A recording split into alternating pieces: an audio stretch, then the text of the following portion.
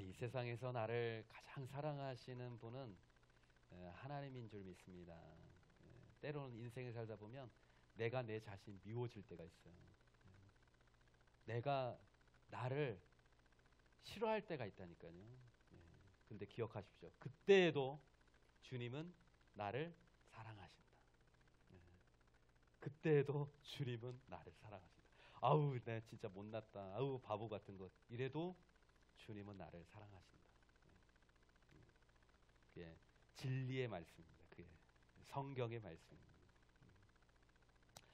오늘 예수님의 네 번째 시간, 예수님을 알아가는 이 가을이 되고 있습니까?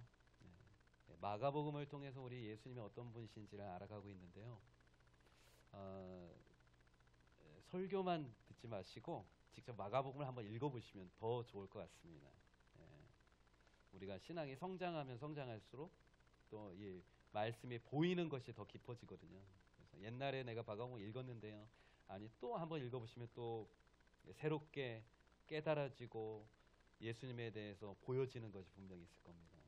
그래서 뭐 앞으로 이제 3주 정도 더 예수님에 대한 설교를 이어나갈 텐데 마가복음에 나와 있는 본문을 통해서 예수님을 알아갈 거예요. 그래서 마가복음 한번 이 기회에 한번 읽어보시면 예수님과 더 가까워지고 또 예수님을 더 인격적으로 더 깊이 만나는 더 그런 기회가 될 줄 믿습니다. 예수님을 아는 것도 중요한데 중요한 건 예수님을 향한 나의 고백이 중요해요. 이게 사실 신앙 고백이거든요. 예수님에 대해서 어떻게 생각해? 예수님에 대한 너의 진짜 고백은 뭐야? 너 예수님에 대한 뭔가 사랑의 고백, 믿음의 고백이 있었어? 이게 신앙생활의 출발이거든요. 그래서 예수님에 대한 나의 고백, 이게 중요합니다. 제가 결혼을 해서 2년 만에 아이를 갖게 됐어요. 아이가 태어났어요. 2.45kg. 너무나 조그맣게 태어났어요. 3주 일찍 태어났어요. 뭐가 그렇게 급했는지. 태중에 있을 때 별명이 살살이었어요. 엄마 배를 자꾸 찬다고 그래가지고 좀 살살해라 살살해라. 그랬더니 태어나고 보니까 축구를 잘하더라고요. 그런데 딱 처음으로 그 아이를 봤는데 꿈틀꿈틀 거리면서 아주 못생긴 게 있었는데 그 아이를 보면서 처음 만났을 때 제 고백이 이겁니다. 네가 내 딸이구나. 네가 내 딸이구나. 반갑다. 내가 네 아빠다. 처음으로 아빠가 된 거지. 내가 네 아빠다. 여기 네 엄마다. 그리고 우리 함께 살 거다. 그리고 내가 평생 너를 지켜줄 거야. 제가 뭐 대단한 사람도 아니지만 이 아이의 인생만큼은 뭔가 책임져주고 도움이 필요하면 도와주고 그리고 죽음이 갈라놓는 한 끝까지 함께 살고 싶은 그런 마음이 있었어요. 예수님을 인격적으로 제가 만나고 난 다음에 예수님이 계시는군요. 제가 그런 고백을 했습니다. 예수님이 살아계시는군요. 성경에는 예수님이 부활하셨다고 했는데 부활 이후에 예수님이 영원토록 살아계시는군요. 그리고 제가 예수님을 만났군요. 저는 평생 죄인으로 살았습니다. 그러나 예수님은 저의 죄를 위해서 십자가를 지시고 죽으셨군요. 저에게 큰 은혜를 베풀어 주셨으니 저는 예수님을 위해서 살 겁니다. 이게 제 고백이었어요. 어렸을 때 엄마가 교회 다니라고 하니까 교회를 막 다녔거든요. 좋더라고요. 권사님들이 막 용돈도 주고 좋더라고요. 그런데 좀 크다 보니까 교회 가는 게 이제 귀찮아지는 거예요. 하나님이 계시나 안 계시나 이것도 좀 헷갈리기도 하고 본 적이 없으니까. 근데 엄마가 가라고 하니까 안 가면 뭐 혼나니까 이제 무작정 갔는데 제가 이제 성인이 되고 난 다음에는 제 마음대로 할 수 있는 거잖아요. 거짓말을 할 수 있는 거고. 거기다가 제가 군대를 가니까 엄마가 없어. 군대는 엄마가 없어. 아빠도 없어. 그게 또 장점이다. 군대를 가면 대신에 힘든 고참들이 있더라고. 예, 그게 문제긴 한데 내 마음대로 할 수 있는 거예요. 교회 가고 싶으면 가고 안 가고 싶으면 안 가고. 제가 교회를 잘 갔을까요? 안 갔을까요? 예, 안 가고 싶었어요. 예, 쉬고 싶었어요. 잠도 자고 싶었고 내 마음대로 하고 싶었어요. 예. 그런 기간이 있었지만 다시 예수님을 확실히 내가 만나고 난 다음에는 의심도 없고 예수님이 정말 나를 사랑하시고 예수님을 떠나서 내가 살 수 없겠구나라는 생각들을 했어요. 그리고 나의 인생 전부를 예수님께 드리기로 작정을 하고 중학교 때 목사가 되기로 결심했었는데 그때 다시 목사가 되기로 준비를 했어요. 그리고 성경을 공부하고 또 신학교에 들어가게 됐어요. 그런 과정이 저에게 있었어요. 근데 중요한 건 예수님에 대한 나의 고백이에요. 여러분들은 어떤 예수님에 대한 고백을 가지고 있나요? 그게 있어야 진짜 크리스찬이거든요. 교회를 다닌다고 해서 크리스찬이 아니라 그리스도인이 아니라 예수님에 대한 깊은 신앙 고백, 사랑의 고백, 믿음의 고백이 있어야 되거든요. 제가 예수님에 대한 설교를 하는 목적은 바로 이겁니다. 여러분들 안에 예수님에 대한 새로운 믿음의 고백이 있기를 바랍니다. 그 고백이 신앙생활이고 그 고백이 하나님을 믿는 믿음이기 때문에 그렇습니다. 예수님은 어떤 분이신가? 나를 구원해 주신 구원자이십니다. 예수님은 나에게 어떤 분이신가? 나의 인생의 방향을 바꿔주신 분이시다. 보이는 게 전부인 것으로 살았던 나의 인생에서 보이지 않는 영원한 나라가 있다는 것을 깨닫게 해주셔서 내 인생의 터닝 포인트, 내 인생의 방향을 바꿔주신 분이 예수님이시다. 세상을 향해서 높은 곳을 향해서 달려가고 싶었던 나의 꿈, 나의 비전을 내려놓고 예수님이 기뻐하시는, 예수님이 원하시는 낮고 낮은 곳을 향해서 걸어가는 내 인생을 바꿔주신 분. 내 마음대로 살고 싶은 나의 인생의 방향에서 주님이 원하시고 주님이 기뻐하시는 인생의 방향을 바꿔주신 분이 바로 예수님입니다. 예수님은 지난주에 말씀해 주셨던 것처럼 예수님은 치료하시는 분이세요. 저를 많이 치료해 주셨어요. 병도 치료해 주시고 마음의 연약한 부분도 치료해 주셨어요. 저는 두려움이 많았거든요. 불안했거든요. 미래가 어떻게 될지 모른다라는 불안. 어렸을 때는 부모님이 다 해주셨잖아요. 근데 좀 크다 보니까 뭘 깨달았냐면 부모님이 내 인생을 책임져 줄 수 없다는 걸 깨달았어요. 부모님은 나에게 고마운 분이지만 내 인생을 책임져 줄 수 없는 분이라는 걸 깨닫고 난 다음부터 두려워지기 시작했어요. 나는 뭘 먹고 살지? 난 무슨 직업으로 어떻게 돈을 벌어서 어떻게 결혼도 하고 살지? 모든 것이 다 불안했어요. 그런데 제가 예수님 만나고 난 다음에 그 불안이 싹 사라졌다니까요. 마음속에 불안이 있었는데 그 불안과 두려움이 싹 사라졌어요. 왜? 예수님이 나의 목자가 되어주시기 때문에, 예수님이 나를 책임져 주신다는 믿음이 있기 때문에, 그 믿음이 딱 들어오니까 두려움은요 싹 눈 녹듯이 사라진 거예요. 저는 결혼도 걱정을 많이 했거든요. 누가 나를 믿고 결혼해 줄 여자가 있을까? 이런 걱정을 했는데 결혼을 한 거예요. 예, 저희 부모님이 뭐라고 얘기하냐면, 야, 너 어떻게 이런 섹시감을 데리고 왔냐? 야, 너 진짜 대단하다. 저도 모르는 걸요. 네, 주님이 짝지어 주신 인연인 줄 믿습니다. 예. 그러니까 내 인생의 모든 것들이 다 두려움이었는데 예수님을 만나고 난 다음에 내 마음속에 두려움과 염려가 사라지고 내 인생에 대한 기대가 생긴 거예요. 하나님은 내 인생에 무엇을 계획해 놓으셨을까? 어떤 축복의 만남을 준비해 놓으셨을까? 여러분 그 단어 아세요? 여호와 이레. 여호와 이레라는 단어 아세요? 몰라요? 친구들 이름 중에서 교회 다니는 친구들 이름 중에 이레라는 친구 있어요? 이레라는 뜻이 기독교에서 쓰는 용어예요. 준비하심이라는 뜻이에요. 하나님은 우리 인생을 준비해 놓으신 분이시다. 우리 인생에 좋은 것을 준비해 놓고 계시는 분이 하나님이시라는 뜻이에요. 수아의 인생에도 하나님이 준비해 놓으신 축복이 있고, 규림이 나림이에게도 하나님이 예배해 놓으신 축복이 있다라는 거예요. 저는 예수님 믿기 전에는 막 미래가 두려움이고 걱정했는데, 예수님 믿으니까 너무 좋은 거예요. 하나님이 선물과 같은 것을 예배해 놨대요. 축복과 같은 것을 예배해 놨다는 거예요. 그러니까 저는 오래오래 살 거예요. 나이가 70이 되고 80이 돼도 그때에도 하나님이 예배해 놓으신 선물과 같은 사건들이 있을 거라는 거예요. 내 인생의 황금기는 아직 오지 않았다. 나의 인생계의 황금기는 오고 있다.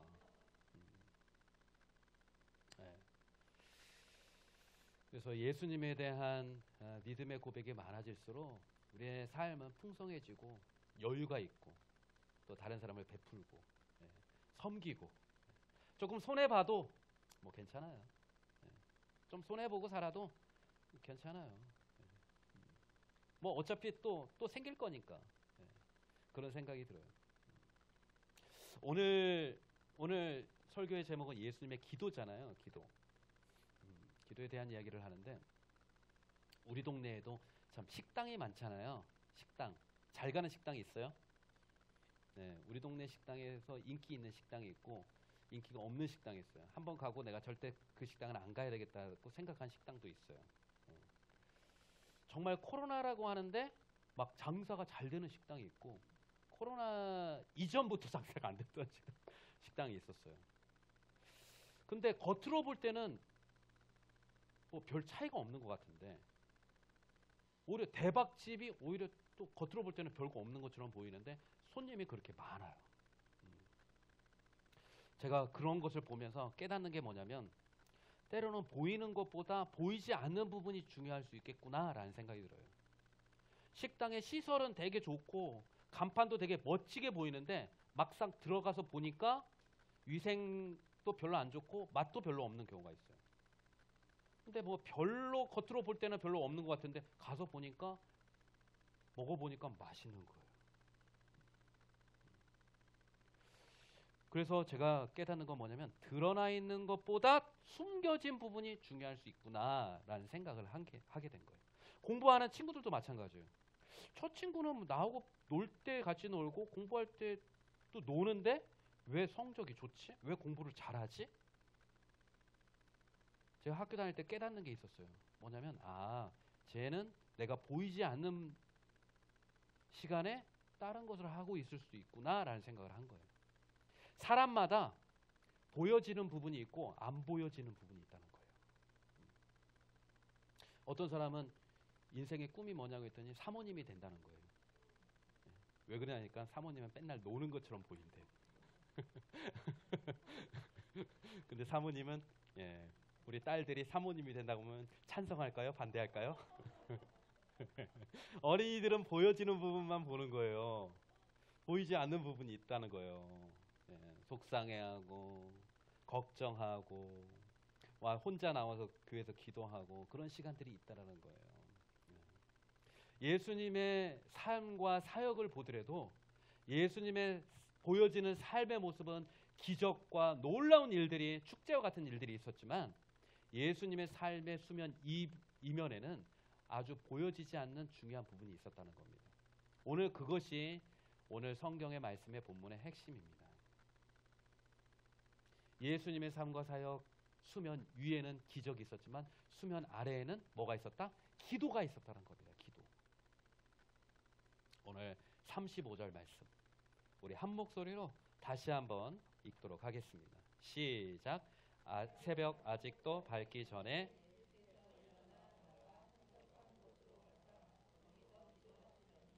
아멘. 예수님 뭘 하셨어요? 기도하셨어요. 언제요? 새벽 아직도 밝기 전에, 아무도 없는 곳에. 이것이 바로 예수님의 기적 같은 삶의 비결입니다. 이게 비결이에요. 예수님의 삶과 사역을 보면 놀라운 기적이 있었지만 보이지 않는 부분에 뭐가 있었다는 거예요? 예수님의 기도가 있었다는 겁니다. 예수님의 삶은 기도였고 예수님의 기도는 삶 그 자체였어요. 예수님은 기도와 삶이 분리되지 않았어요. 우리의 삶이 때로는 공허하고 지치고 피곤하고 불안하고 두려운 이유는 뭐냐면 기도가 없어서 그래요. 우리가 기도는 하고 있지만 우리의 마음속에 은혜가 충만하지 못하고 성령이 충만하지 못한 이유는 기도 이후에 그 기도의 삶이 없기 때문에 그런 거예요. 예수님은 기도가 삶이었고 삶이 또 기도였어요. 기도와 삶이 함께 연결이 돼 있었어요. 기도를 하면서 하나님으로부터 공급받았던 힘과 지혜와 새 믿음의 성령의 충만함이 삶으로 이어지니까 놀라운 기적과 많은 사람들을 치유하고 많은 사람들에게 생명의 말씀을 전하는 놀라운 삶이 이어졌다는 거예요. 그러니까 통으로 보면 예수님의 삶을 성경을 통으로 보게 되면 예수님의 거대한 기도의 삶이 있었고 그 기도를 통해서 얻어지는 놀라운 기적과 같은 삶의 모습이 보여졌다는 거예요. 그런데 우리가 볼 때는 기도는 잘 안 보이고 이쪽만 보이는 거예요. 신앙생활은 다른 것이 아니라 기도 생활이에요. 기도 생활. 오늘 본문의 말씀 35절 말씀을 다시 한번 보셔요. 다시 한번 보시면 예수님은 하루의 시작을 어디에서 시작하셨어요? 네? 한적한 곳. 새벽 아직도 밝기 전에 예수께서 일어나 나가 한적한 곳. 다른 사람들은 다 잠들어 있을 때 예수님은 혼자 일어나셔서 어디로 가셨어요? 한적한 곳. 한적한 곳은 사람이 없는 곳. 사람으로부터 방해받지 않는 시간, 방해받지 않는 장소에서 예수님은 혼자서 뭐 하고 계셨어요? 기도는 뭐냐? 하나님과 대화예요. 말씀과 기도를 통해서 하나님과 교제하는 것이 바로 뭐냐? 바로 이 한적한 곳에서 예수님이 시간을 보내신 거예요. 신앙의 뿌리가 뭐냐? 말씀과 기도입니다. 신앙생활은 성경 말씀을 읽고 그 말씀을 읊조리고 그것을 암송하고 또 힘들고 어려운 일이 있을 때 하나님 앞에 기도하고 힘든 일이 없을 때에도 기도하고 찬양하고 감사하고 예배의 중심에는 뭐가 있냐면 말씀과 기도가 있습니다. 자, 예배드리자 하면 제일 중요한 게 뭐냐면 말씀과 기도예요. 우리 신앙의 뿌리는 말씀과 기도예요. 그러니까 어떤 사람은 신앙의 뿌리가 흔들릴 때가 있어요. 평범할 때는 괜찮아요. 근데 가끔씩 하나님 계시나? 교회 다니는 거 맞나? 시간 낭비 같아. 믿음이 흔들려요. 어려운 일들이 생겨요. 힘든 일이 생겨요. 그러면 하나님 뭐 믿어도 아무 소용없네. 의심이 생겨요. 믿음이 흔들리는 거예요. 뿌리가 약해서 그래요. 뿌리가 약하다는 것은 말씀과 기도 생활이 약하다는 뜻이에요. 예수님은 새벽 아직도 밝기 전에 모든 사람들이 다 잠들어 있을 때 세상이 고요할 때 예수님은 한적한 곳에 가셔서 말씀과 기도로 하루를 준비하고 계셨다는 거예요. 그래서 우리 교회는요 가장 귀한 분이 누구냐? 새벽을 깨워 새벽 예배에 나오시는 분들이 귀한 분이에요. 보이지 않는 분. 그분들이 귀한 분이에요. 그분들의 기도를 통해서 교회가 세워지는 겁니다. 아침마다 일어나서 말씀을 보시는 분 계세요? 네? 그런 분들이 우리 교회에서는 너무나 소중한 분이에요. 왜냐하면 우리 교회의 뿌리를 만들어가고 계시는 분이기 때문에 그래요. 그래서 우리는 큐티를 강조해요.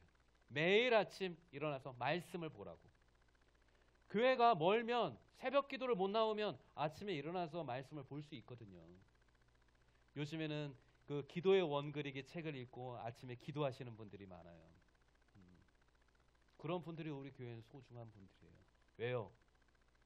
기도는 우리 교회의 뿌리를 만들어가고 있기 때문이에요. 네, 새벽 기도도 하고 큐티도 하고 기도의 원그리기도 하시는 분이 혹시 계세요? 주님의 이름으로 축복합니다. 네. 네. 모르는 것 같지만 다 알아요. 예. 그러니까 예수님의 신비롭고 놀라운 삶의 비결은 뭐냐? 기도인 겁니다. 기도인 거예요. 이게 예수님의 승리의 삶, 성령 충만한 삶, 능력의 삶의 비결인 것입니다. 예. 근데 그 이 비결을 가르쳐줘도 그 비결을 잘 못 써먹는 사람들이 있더라고요. 안다고 그 비결을 안다고 해서 다 되는 게 아니더라고요. 그 대박집, 뭐 쪽박집, 뭐 이렇게 하면서 그 백종원 씨가 TV에 나와가지고 골목 식당인가요? 거기에 보면은 장사가 잘 안 되는 식당에 가서 도와주잖아요. 이렇게 하라고, 맛있는 그 레시피를 가르쳐주면서 이렇게 하라고, 그리고 이렇게 식당도 이렇게 좀 개조를 하라고, 그리고 사람들 끌어모으기 위해서 이렇게 또 방법도 다 가르쳐줘요. 대박이 날 수 있도록 다 가르쳐줘요. 근데 다 대박이 나나요? 아, 그게 아니더라고요. 비법을 백종원 선생님이 다 가르쳐줘도 조금은 되는 것 같은데 1년 후에 2년 후에 와서 보니까 또 다시 똑같은 거예요. 어떤 사람은요, 비법을 가르쳐줘도 똑같아요. 예수님의 삶의 승리의 삶의 비법을 우리가 아는 게 중요한 게 아니라 뭐가 중요해요? 성실하게 꾸준히 해가는 게 중요하죠. 그러니까 백종원 선생님이 가르쳐준 대로 1년, 2년 꾸준히 한 사람들은 대박이 터지더라고요. 근데 조금 하다가 힘드니까 자기식대로 하는 거예요. 그렇죠. 자기식으로 또 돌아가. 백종원 선생님이 하라는 대로 하면 너무 피곤하거든. 힘들거든. 그러니까 내 마음대로 또 해버리는 거예요. 그러니까 어때요? 사람들이 와서 여기 처음에는 맛이 좋다고 그랬는데 맛이 다르다고. 사람들이 또 외면을 하는 겁니다. 예수님의 승리의 삶의 비결은 뭐라고요? 기도라는 겁니다. 보여지는 이면에 감춰진 부분에 예수님은 기도의 삶이 있었다라는 것을 기억하십시오. 기도에는 두 가지가 있습니다. 일상적인 기도가 있고 특별한 기도가 있어요. 일상적인 기도는요, 예수님도 기도할 때 습관을 쫓아 기도하셨어요. 예수님은 매일매일 기도하셨어요. 이게 일상적인 기도예요. 그래서 기도는, 한번 따라하세요. 기도는 호흡이다. 네.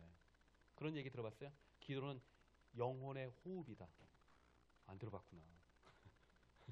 이제 들어봤죠? 기도는 영혼의 호흡이다. 숨 쉬는 거고 똑같아요. 기도는 숨 쉬는 거고 똑같아요. 여러분, 숨 한번 쉬어보세요. 숨 한번 쉬어보세요. 네. 숨 쉬지 마세요. 죽어요. 그런데 우리는 숨을 쉬려고 마음을 먹고 쉬어요? 아니면 저절로 숨을 쉬어줘요? 우리는 잠들고 난 다음에도 숨을 쉬어요. 공부할 때도 숨을 쉬고, 밥 먹을 때도 숨을 쉬고, 수영을 할 때도 숨을 쉬는 법을 가르쳐줘요. 그러니까 우리는 죽기 전까지 뭘 해야 된다? 숨을 쉬어야 되는 거예요. 그러니까 기도는 호흡이다라는 말은요, 기도야말로 신앙생활에 생명과 직결되는 일이라. 기도는, 따라서 해보세요. 기도는 생명이다. 그래서 우리가 기도를 뺏기면 우리 생명을 뺏기는 것과 다름없어요. 내 영혼의 생명, 내 속사람의 생명을 빼앗기는 것과 같아요. 그래서 우리는 매일매일 기도의 좋은 습관들을 이어나가는 것이 너무 중요해요. 어떻게 하면 그런 습관이 생길까요? 보고 배워야 돼요. 이렇게 특별 기도회를 한다 그러면 같이 참여하는 겁니다. 안 되니까 하는 겁니다. 잘하면은 할 필요도 없어요. 일상의 기도가 있고 두 번째는요, 특별한 기도가 있어요. 아주 특별한 상황, 특별한 위기의 상황에서 우리가 간절히 기도해야 될 때가 있어요. 이때는요, 금식을 하면서도 기도를 해야 돼요. 밥을 먹지 말고. 왜냐하면 급하니까, 긴급하니까, 중요하니까. 중요한 일을 선택할 때, 위급한 일이 있을 때, 그때는요, 우리는 특별 기도를 선포하면서 작정으로 하면서 기도를 해야 돼요. 예수님이 겟셋마네에서 기도할 때, 예수님이 겟셋마네 동산에서 기도할 때 무엇을 앞두고 있었어요? 무엇을 앞두고 있었어요? 십자가를 지는 것을 앞두고 있었어요. 예수님은 얼마나 걱정이 많으셨겠어요. 내 손을 뚫고 못이 들어가는 것을 상상해 보세요. 내 발등을 뚫고 못이 뚫고 들어가는 것을 상상해 보세요. 예수님은 수치와 조롱과 아픔을 당하기 직전 예수님은 겟세마네 동산에서 간절히 기도했어요. 근데 그 기도에서 승리하니까 십자가의 승리가 이어진 겁니다. 억울한 과부의 기도. 억울해서 살 수가 없는 과부가 있었어요. 그는 간절히 기도했어요. 포기하지 않고 기도했어요. 그리고 응답을 받아냈어요. 성경에는 수많은 사람들의 기도의 이야기가 있어요. 모세의 기도. 아말렉이라고 하는 무시무시한 군대들이 쳐들어왔어요. 모세는 기도해야 되겠다 생각을 했어요. 여호수아를 전쟁터에 내보내고 자신을 기도했어요. 근데 기도가 너무나 힘들었어요. 그때 기도를 도와줬던 사람이 있었어요. 그 사람의 이름이 뭐예요? 아론과 훌. 혼자서 기도하는 것도 중요하지만 혼자서는 이길 수 없는 싸움이 있어요. 그때는 혼자서 기도하는 게 아니라 누구의 도움을 받아야 돼요? 기도의 동역자가 필요한 겁니다. 기도의 동역자가 필요한 겁니다. 여러분들을 위해서 기도해 줄 수 있는 기도의 동역자가 있습니까? 건우, 너를 위해서 기도해 줄 수 있는 기도의 사람이 있습니까? 걱정하지 마. 목사님이 기도해 줄게. 교회를 다니는 거는 이렇게 기도의 동역자를 만나는 겁니다. 이번에 같이 서울 가서 너무 잘했어. 목사님이 너무 든든했어. 건우. 자랑스러웠어. 우리 기도의 동역자가 필요한 겁니다. 기도에서 중요한 건요, 말씀과 기도의 균형입니다. 말씀 따로 기도 따로가 아닙니다. 말씀이 곧 기도가 되어야 됩니다. 말씀이 많아지면요, 내 안에 말씀이 많아지면 그것이 기도로 변화해야 될 줄 믿습니다. 내가 기도가 깊어지면 하나님의 말씀이 내 안에 충만해져야 될 줄 믿습니다. 이 균형이 참 중요해요. 어떤 사람은 기도만 하는 사람이 있어요. 어떤 사람은 말씀만 더 깊이 보는 사람이 있어요. 아니요, 이게 같이 가야 돼요.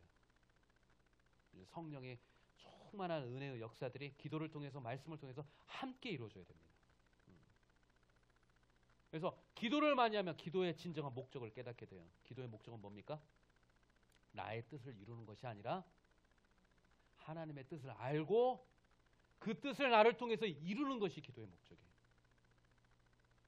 물론 처음에는 내가 원하는 것을 간절히 기도하겠죠. 근데 기도하다 보면 나의 생각과 내 마음과 계획이 바뀐다니까요.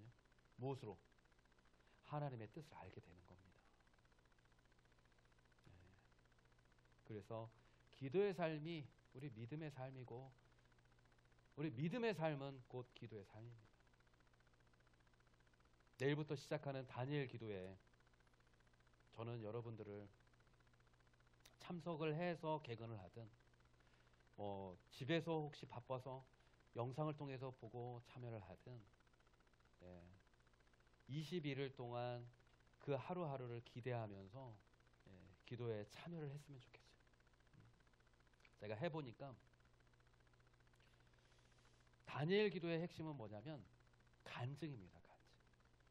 간증이 중요해요.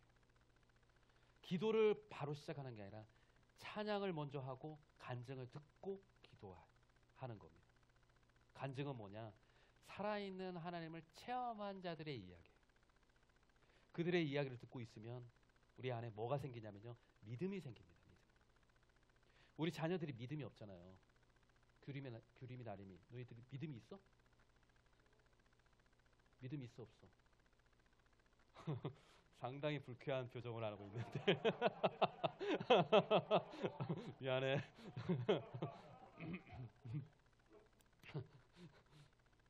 믿음이 생긴다니까. 믿음이 있어요. 우리 규림이 나림이 믿음이 있는데 믿음이 또 생기는 겁니다. 간증을 많이 듣다 보면 내 마음속에 나도 저 사람처럼 하나님을 체험하고 싶다. 나도 저 사람처럼 큰 위기 속에서 하나님을 믿음을 가지고 그 어려움을 뛰어넘고 싶다. 이런 생각이 든다니까요. 그래서 어린이들일수록 간증을 많이 들어야 돼요. 그래서 다니엘 기도에는요, 청소년들 무조건 참석해야 돼요. 소나 청소년들 무조건 참석해야 되는 것이 다니엘 기도예요. 그렇죠? 학교 가서도 참석하세요. 다니엘 기도회를 자꾸 하다 보면 기도의 핵심이 뭔지를 딱 깨닫게 됩니다. 아, 이게 기도구나. 아, 이게 기도의 원리구나. 딱 깨닫게 됩니다. 왜냐하면 교회 목사님 설교는요, 성경을 중심으로 하지만 간증은요, 삶을 중심으로 해서 얘기가 나오는 거니까 이해하기가 너무 쉬운 겁니다.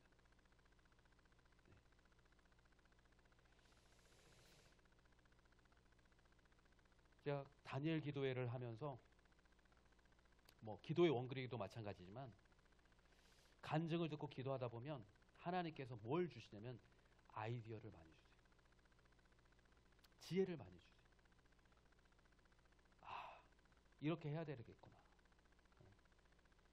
그래서 메모를 많이 하다 보면 거기에 하나님의 지혜, 하나님의 아이디어를 깨닫게 되는 겁니다. 지혜는, 좋은 아이디어는 그냥 좋은 아이디어 뿐이에요. 그러나 하나님의 아이디어는 역사를 바꾸는 겁니다. 내 삶을 바꾸는 겁니다. 그래서 우리가 얻어야 될 것은 하나님의 지혜입니다. 하나님의 아이디어를 찾는 겁니다. 우리가 밤새서 뭐 아이디어를 찾고 그래도요, 그거는 시간 지나면 다 잊혀져요. 하나님이 감동으로 주신 아이디어는요, 우리 가정을 변화시키고 내 삶을 변화시킨다니까요. 우리에게 필요한 건 뭐다? 하나님의 아이디어. 솔로몬이 왕이었잖아요. 뛰어난 지혜자들이 그 주변에 신하들이 어마어마하게 많았다고요. 그런데 솔로몬이 하나님께 구한 게 뭐예요? 지혜를 구하잖아요. 그거는 사람들의 지혜가 아니에요. 뛰어난 인간들의 지혜예요.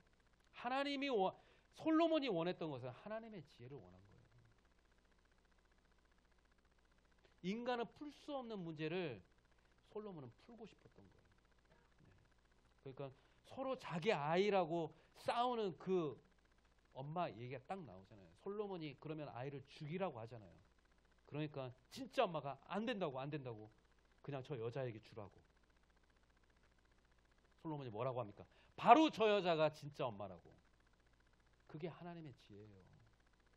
사람의 마음을 꿰뚫어 보는 그 하나님의 지혜. 기도를 하는 사람들에게는 하나님께서 주시는 게 있는데 비전과 꿈입니다. 비전과 꿈을 주세요. 비전과 꿈. 우리 아이들에게도 꼭 필요한 게 뭐예요? 예수를 믿는 믿음이 필요하지만 그 다음 중요한 건 뭐냐면 꿈이 필요한 겁니다. 기도를 하다 보면 꿈이 생겨요. 아, 내가 이렇게 살아야 되겠다. 이렇게 살고 싶다. 꿈이 생기는 겁니다. 그러니까 무엇이 더 중요한지를 알아요. 세상에는 중요한 게 많아요. 공부도 중요하고, 여행도 중요하고, 부모님과의 관계도 중요하고, 친구들과의 관계도 중요하고, 다 중요해요. 취미생활도 중요하고, 악기도 중요하고, 중요한 게 너무나 많아요. 근데 제일 중요한 게 뭔지를 알게 된다니까요. 오늘 본문의 말씀이 바로 그겁니다. 예수님께서 한적한 곳에 가서 혼자 기도하고 있는데 시몬과 그 제자들이 예수님의 뒤를 조용히 따라가는 겁니다. 36절 보세요.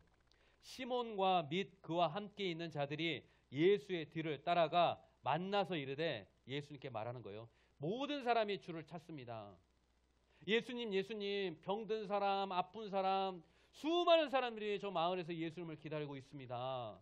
예수님 함께 가시죠. 그랬더니 기도하고 계셨던 예수님께서 그 제자들에게 뭐라고 답변하시냐면 38절 같이 한번 읽겠습니다. 38절 이르시되 우리가 다른 가까운 마을들로 가자. 거기서도 전도하리니 내가 이를 위하여 왔노라. 아멘. 이게 뭡니까? 예수님의 비전과 사명입니다. 사람들이 예수님을 기다리고 있습니다. 예수님이 인기가 엄청 많았거든요. 함께 가시죠. 병든 자들을 낫게 해줘야죠. 그들에게 기적을 베풀어 줘야죠. 예수님. 그렇게 했더니 예수님이 더 중요한 게 무엇인지 제자들에게 얘기를 해주는 겁니다. 병든 자를 치유하는 것도 중요하지만 더 중요한 게 있다. 그것은 바로 영혼 구원이야. 내가 이 땅에 온 것은 수많은 사람들에게 영혼을 구원하기 위함이다. 예수님은 정확히 무엇을 위해서 살아야 될지, 짧은 인생 속에 무엇에 자기의 삶을 전부 다 드려야 될지 예수님은 정확히 알고 계셨어요. 매일매일 기도하면서 하루의 삶을 어떻게 살아야 되는지 예수님은 정확히 아셨던 분. 예수님은 전혀 바쁘지 않으셨어요. 수많은 일들을 하셨지만 단 한 번도 예수님은 바쁘신 적이 없어요. 얘들아 오늘 너무 바빠서 내가 오늘 정신이 없었다, 이렇게 말씀하신 적이 한 번도 없어요. 예수님은 항상 여유가 있었어요. 예수님은 수많은 일과들을 다 처리하면서도 넉넉하고 온유하고 부드럽게 사람들을 만나주셨어요. 왜요? 무엇이 중요한지를 알았기 때문에, 무엇이 인생의 핵심인지 알았기 때문에.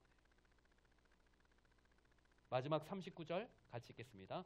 이에 온 갈릴리에 다니시며 그들의 여러 회당에서 전도하시고 또 귀신들을 쫓으시더라. 가장 중요한 게 무엇인지 알았어요. 수많은 중요한 것들 가운데 가장 중요한 게 무엇인지를 알게 되었다. 다니엘 기도회를 통해서 저는 딱 한 가지 가장 중요한 것을 여러분들이 발견했으면 좋겠습니다.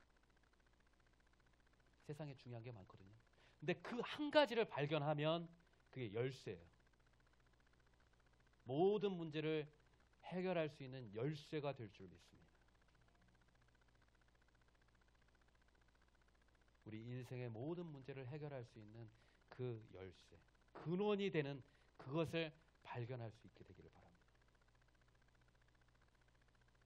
그거 없으면요, 사실 신앙생활 10년 해봐야 20년 해봐야 소용없어요. 근데 딱 신앙생활 1년 했는데 그걸 발견했다, 그 사람은 신앙생활을 제대로 하는 겁니다. 저는 가끔씩 그런 사람들을 봐요. 신앙생활 10년, 20년 해도 이스라엘 백성들이 광야에서 방황하듯이 40년 동안 방황하다가 예수를 믿긴 믿었는데 도대체 뭔지를 모르겠어. 근데 딱 1년 제대로 예수를 믿었는데, 목사님 예수 믿는 게 뭔지 알겠어요. 그런 분들이 계시더라고요. 그런 분들이 계시더라고요. 그렇다면 제 인생을 예수님께 드려야 되겠네요. 그렇게 결단하는 사람들이 있더라고요. 저는요, 그런 사람들을 만나고 싶어요. 그런 사람들에게는요, 나의 모든 신앙을 다 줘도, 내가 그동안 누리고 내가 깨달았던 모든 것을 다 내어줘도 전혀 아깝지가 않아요. 예수님보다 더 놀라운 일들을 행할 분들이기 때문에 그래요. 매번 오는 기회가 아닙니다. 다니엘 기도회 내일부터 시작합니다.